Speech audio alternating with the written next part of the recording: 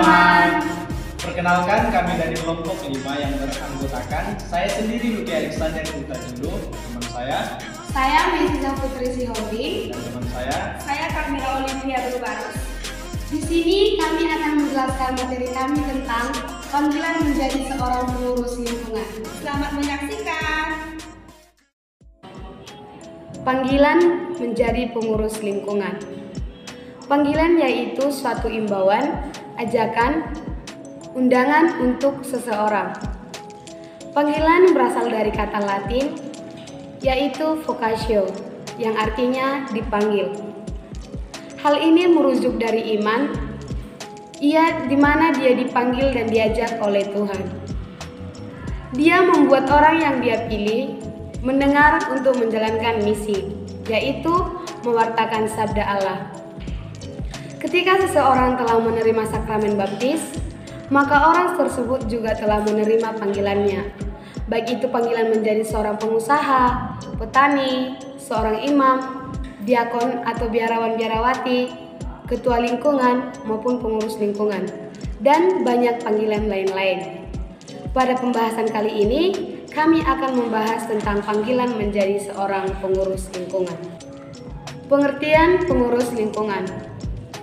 Pengurus lingkungan merupakan salah satu warga gereja yang terpilih dan terpanggil, serta dilantik oleh pastor paroki. Tugas dari pengurus lingkungan itu yaitu untuk membantu penggembalaan umat di lingkungan. Menjadi pengurus lingkungan membutuhkan proses dan diwujud nyatakan dalam pelayanan kehidupan sehari-hari di dalam lingkungan. Spiritualitas pengurus lingkungan. Spiritualitas atau semangat yang harus dimiliki dan harus dikembangkan oleh pengurus lingkungan terbagi menjadi 3. Yang pertama itu pelayan yang murah hati. Mengapa pelayan yang murah hati? Yaitu pengurus lingkungan melayani umat dengan segenap kemampuan yang dimiliki oleh pengurus lingkungan tersebut, dan dengan segenap hati meneladani hidup Yesus. Yang kedua, berjiwa misioner. Berjiwa misioner berarti pengurus lingkungan mau keluar dari kehidupannya sendiri dan mulai terarah kepada orang lain. Semangat misioner ini sering ditandai dengan 2D 2K, yang artinya doa, derma, kurban, dan kesaksian. Yang ketiga itu bekerja sama sebagai satu tim. Sebagai pengurus lingkungan diharapkan tidak bekerja secara pribadi, melainkan dapat bekerja sama juga dengan pengurus lingkungan lainnya. Yang selanjutnya itu kita akan membahas fungsi pengurus lingkungan dan syarat bagaimana menjadi pengurus lingkungan.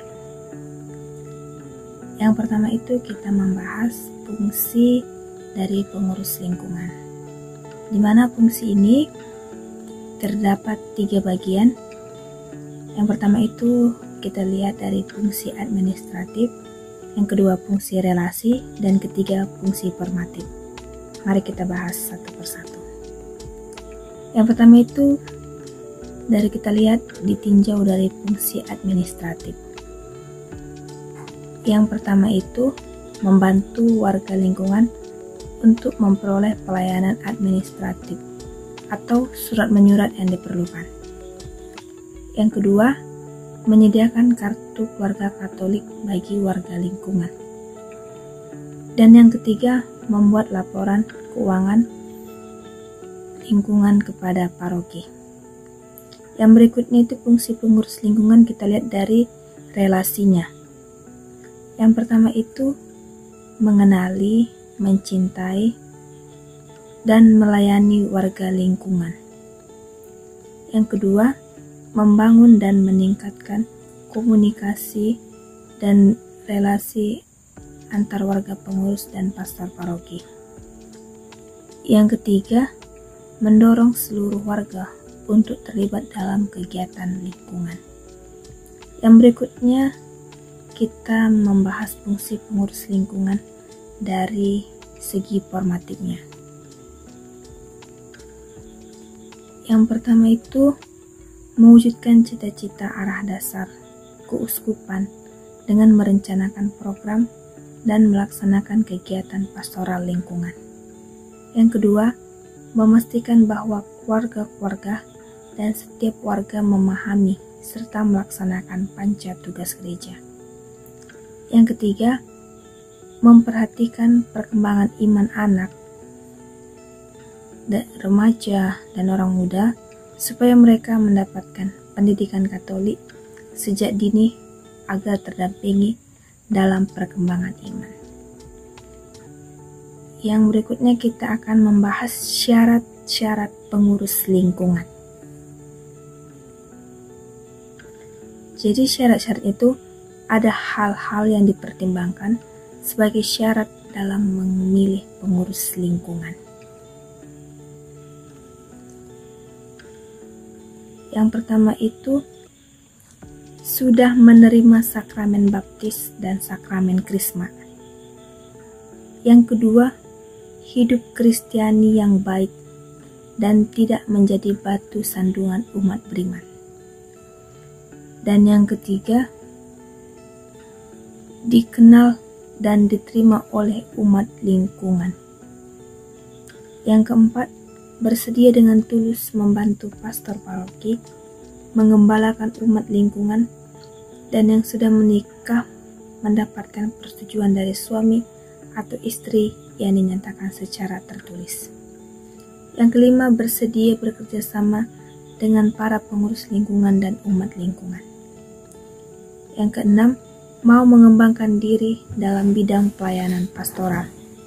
Yang ketujuh, berdomisili di lingkungan setempat, minimal sudah 6 bulan.